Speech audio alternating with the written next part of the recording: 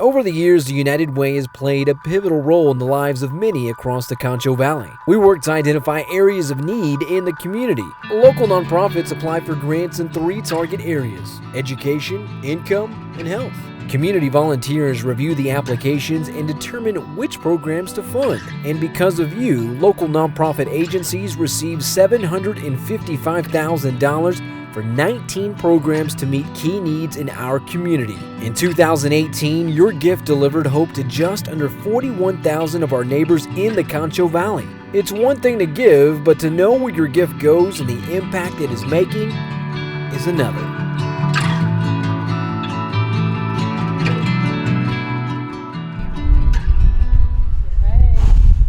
My daughter Erilyn was diagnosed with microcephaly pre-birth. I was 6 months pregnant with her when we found out through sonogram that she was going to be diagnosed with microcephaly, which means a smaller head and smaller brain, just due to lack of the growth. She is nonverbal, she says very few words, and she is about at a 2-year-old level right now, and she is 10 years old. It's been very hard. And scary, of course, when we first found out about it because we had no idea what it was. But just knowing all the different programs that are out there and that are available to Erilyn have really been a help and a blessing, as well as physical therapy, occupational therapy, speech therapy, and of course Sonrisas.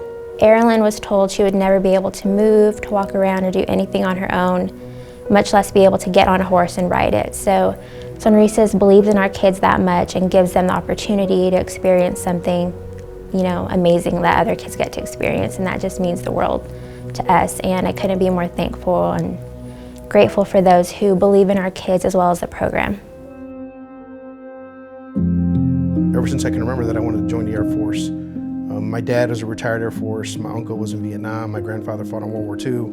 So there was just a long legacy or lineage of service. About a year after high school, I was deployed during my first contingency. After being there for a few months, there was a terrible accident on one of the ships out in the Persian Gulf, and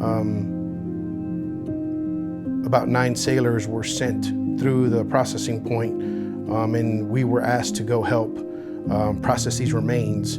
So my first experience seeing that type was about 1990, which was about a year after I was in. Several months after I was retired, I realized that I still needed to seek mental health assistance. And so I had been seeing Mr. Dooley for a few months. I get a call from West Texas Counseling and Guidance saying, hey, your copay for your insurance company went up, doubled from what you were paying.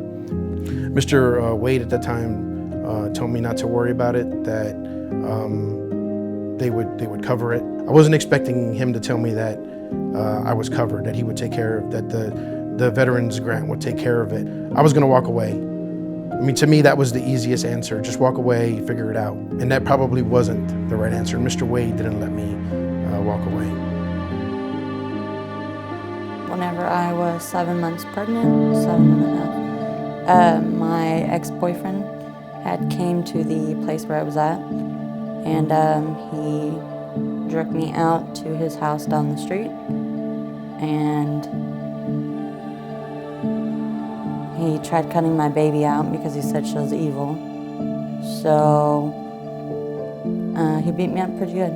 He broke the bones in my face, broke my teeth, stabbed me 24 times. He was sent to prison. That's kind of where we're at now. He's up for parole this November. I was in the hospital for a little bit, and I withdrew myself, kind of went couch to couch for a little bit. One day I looked this place up and came here. It was the best decision I ever made. My kids are happy.